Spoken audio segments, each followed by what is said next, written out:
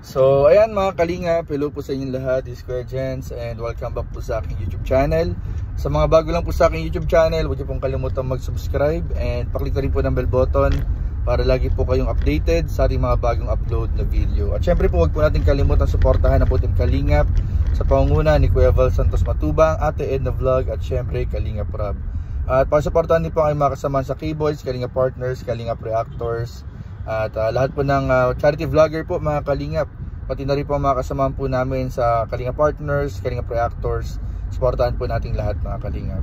So ano lang po ito mga Kalingap, short video lang to. Bibigyan ko lang pansin yung comment ng comment na hindi maganda sa Jomcar at kay Papa Joms mga Kalingap. Dahil nitong nakaraan nga mga Kalingap, or kanina nag-reaction video tayo kanina sa Pongden, kung saan napag-alaman nga natin na natapos na po mga Kalingap ang Pongden dahil si Pong po ay may girlfriend na po mga Kalingap. May girlfriend na po si Pong.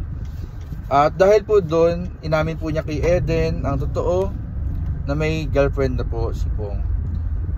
Dahil po dyan mga Kalingap, marami din napabilib kay Pong na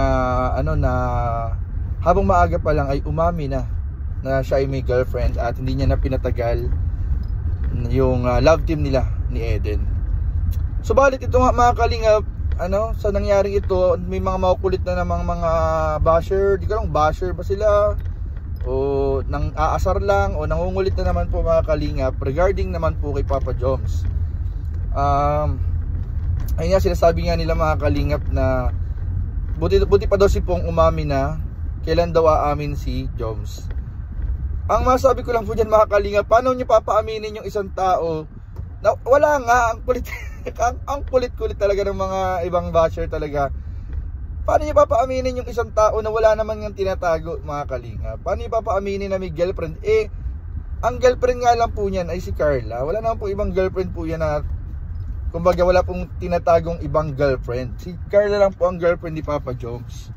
Di ko naman maintindihan yung ilan na nag-comment pa ulit-ulit. Ang kulit-kulit. So tingin nyo ba mga Kalingap unang-una? So tingin nyo ba tingin nyo ba may mga pagyakap, may kiss sa Jomcar, may mga date, may mga late night date, may mga pagsundo, may mga may paghingi ng permiso sa magulang?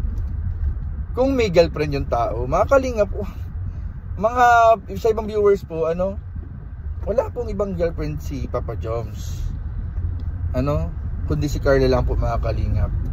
Hindi niyo po pwedeng sabihin umamin na may ibang girlfriend kasi nga wala naman kasing aaminin. Hindi ko maintindihan yung iba.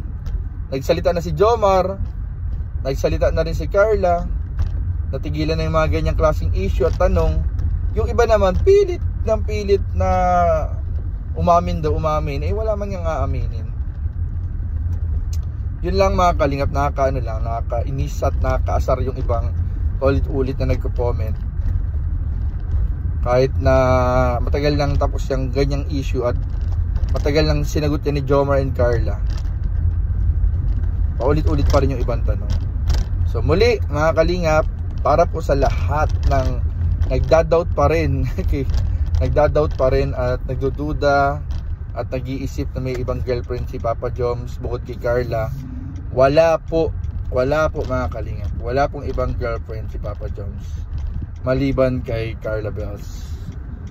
Kaya sana po ay tigilan na po yung mga yung mga pagpaulit-ulit na tanong at yung mga fake na issue, mga pambibintang nung ilan kay Papa Joms. Napakabait na tao po ni Papa Joms. Tahimik na nga mga Kalingap po, nakapost na nga ang Jomcar. Nakapost na nga muna ang Jomcar habang pinaghahandaan yung episode 100. Diba? Tahimik si Carla. Si Carla tahimik, nakafocus lang sa pag-aaral. Kung nakikita man natin sila ngayon, nasa alikabok sa dagat. Diba? So sana po ay tigilan na po yung issue sa Jomcar, yung mga issue kay Papa Joms, kasi matagal na pong nasagot yan, matagal nang tapos. Sana po ay good vibes na lang po. Wag na po ungkat ng kung ano-anong mga issue. Good vibes na lang po mga Kalingap. So yun lang po mga kalingap. Napalive lang ako kasi ang daming makulit. Napalive na pa vlog ako ngayon kasi para malinaw natin dun sa ilan na patuloy na nagtatanong, wala nga pong girlfriend. Walang girlfriend. Walang ibang girlfriend. Walang ibang girlfriend. Si Carla lang. Si Carla lang po mga kalingap. Walang ibang girlfriend po si Papa Joms. So sana po ay malinaw na. At yun lang. Patuloy natin suportahan po ang Jomcar. Lalo na malapit na po yung travel ng Jomcar pa Vietnam. Malapit ang birthday ni Carla Bells.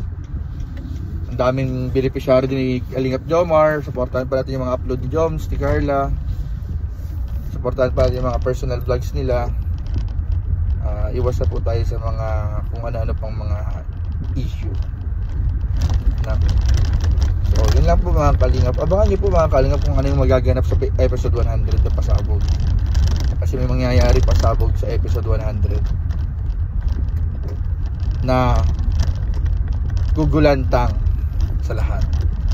Dahil malay natin mga kalingap, level up to the max na. Level up to the max na guys. Malay natin guys. Ayokong i-spoil, ayokong pangunahan, pero may mangyayari pasabog po. So yun lamang po mga kalingap. Maraming po salamat sa inyong patuloy na pagsuporta sa buong team Kalingap, sa Jomcar, sila Kalingap Rob, sila Kuya Val.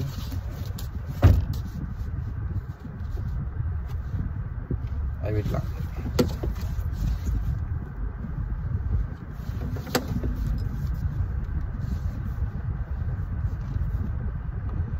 Ayan po mga kalingap. Maraming po salamat. God bless. And patuloy lang po natin suportahan mga kalingap, sila Kuya Val, Ate Edna, Kalingap Rob, at syempre po ang buong team Kalingap. So ayun po. Sana po matapos yung issue na yan. Sana wala tayong makita mga comment pa ng mga mga paninira sa Jomcar. Sana maging happy na lang tayo sa lahat. Sa lahat ng love team, sa lahat ng beneficiaries, maging happy na lang po tayong lahat. Para sa lahat. Para kila Kalingap Rob, sa peace of mind. Pasko na, bagong taon na. Yung mga bashers dyan, magbago na kayo. Yung mga mahilig manira, gumawa ng issue, ng fake news, sana magbago na po kayo. And tayo, good vibes lang po mga Kalingap. Good vibes lang po tayo. So yun lamang po mga Kalingap. God bless po and Jesus loves you. Don't forget to like, comment, share, and subscribe sa ating mga video. Maraming po salamat. Bye bye po mga Kalingap. Thank you. God bless.